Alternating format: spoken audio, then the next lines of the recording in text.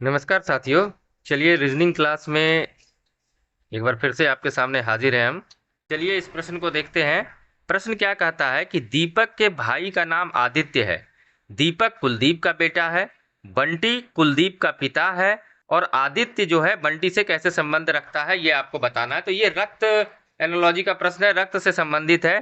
तो सबसे पहले ऐसे में क्या करते हैं हम कि दीपक के भाई का नाम आदित्य है, तो सबसे पहले हम यहाँ पे दीपक डी ले लेते हैं।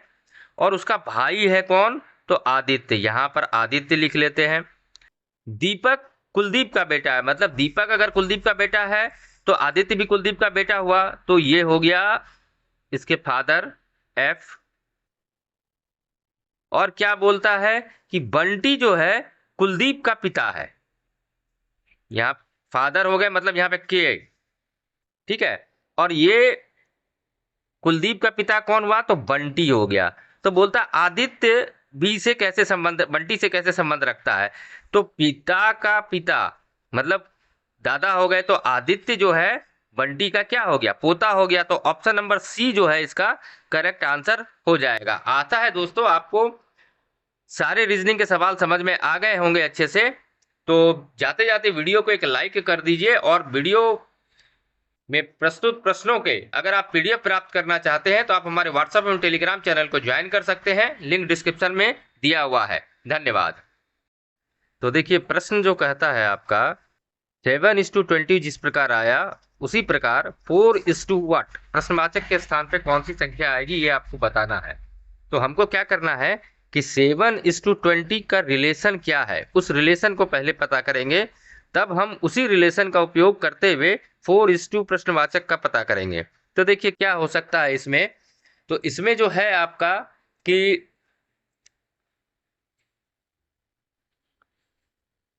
7+20 अगर आप करेंगे तो आपका 27 हो जाएगा। ठीक है। और 27 जो है आपका, 27 आपका 3 का क्यूब है, मतलब 3 का अगर आप क्यूब करते हैं तो 3:3 मतलब इंटू 3, तो 27 आ जाता है, जो कि यहां पर दिया हुआ है। ठीक है। तो उसी लॉजिक को हम यहाँ पर लगाएंगे। 3 का होने पे ये हुआ।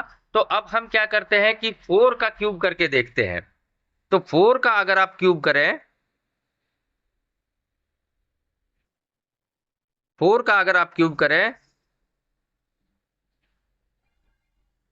तो 4 चौक 16 और 16 चौके 64 ये आ रहा है। लेकिन यहाँ 64 तो ऑप्शन में कहीं पर दिया हुआ नहीं है। तो अब इस लॉजिक को हम यहाँ पर लगाएंगे, मतलब ये 64 लाने के लिए क्या किया गया है, जैसे यहाँ पर 27 लाने के लिए 20 आया था, 20 में से 27 को ऐड करने पर ये आया था। तो उसी तरीके से 64 आया है, तो 64 में हम इस 4 को माइनस कर देंगे, इस 4 को हम माइनस कर देंगे तो हमारा 60 मिलेगा। और 60 जो है देखिए ऑप्शन नंबर बी में दिया हुआ है, ये करेक्ट आंसर आपका हो जाएगा। चलिए एक और प्रश्न को देखते हैं। ये प्रश्न क्या कहता है, हाथी बंदर और घोड़ा। तो ये प्रश्न जो है वेन आरेख से संबंधित प्रश्न है। तो ऐसे प्रश्न को सॉल्व करने के लिए जब कुछ समझ में ना आए तो एक एक करके इसका वेन आरेख का निर्माण करते हैं। जैसे हाथी है, तो हाथी का मैंने एक वेन आरेख बनाया। और फिर आता है बंदर। तो अब देखिए हाथी और बंदर का तो कोई आपस में संबंध है नहीं, कोई रिलेशन है नहीं, लेकिन एक रिलेशन है। क्या रिलेशन है? तो हाथी और बंदर जो है वो जानवर में आता है, तो ये आपस में इस तरीके से जुड़ जाएगा। फिर घोड़ा, तो हाथी बंदर और घोड़े का आपस में कोई संबंध नहीं है, लेकिन चूंकि ये जानवर प्रजाति में आते हैं तो ये तीनों एक तरह से संबंधित हैं। तो इसका जो आरेख बनेगा वो इस प्रकार से बनेगा। और देखिए ऑप्शन नंबर ए में ऐसा वेन आरेख बना हुआ है, तो मतलब ऑप्शन नंबर ए इसका करेक्ट आंसर हो जाएगा। चलिए एक और प्रश्न देखते हैं। एक्स कहता है वाई से, मैं तुम्हारे पिता का पुत्र हूं, तुम मेरे भाई नहीं हो। वाई तब एक्स से किस प्रकार संबंधित है? तो ये जो प्रश्न है ये रक्त संबंध से संबंधित है।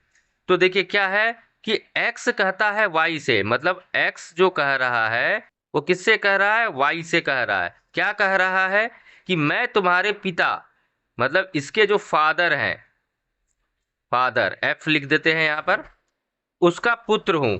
ठीक है, तो ये दोनों आपस में संबंधित हुए, ये पुत्र है तो इसका मतलब यहाँ पर डिनोशन कर देते हैं एस से, छोड़िए एस नहीं करते हैं, पुत्र है तो यहाँ पर मेल कर देते हैं, ठीक है।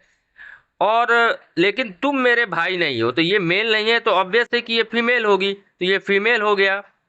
और कहता है कि वाई तब एक्स से किस प्रकार संबंधित है, तो ये दोनों आपस में भाई बहन हुए, तो भाई बहन हुए तो एक्स की क्या हुई, तो बहन हुई ना, तो ऑप्शन नंबर ए इसका करेक्ट आंसर हो जाएगा।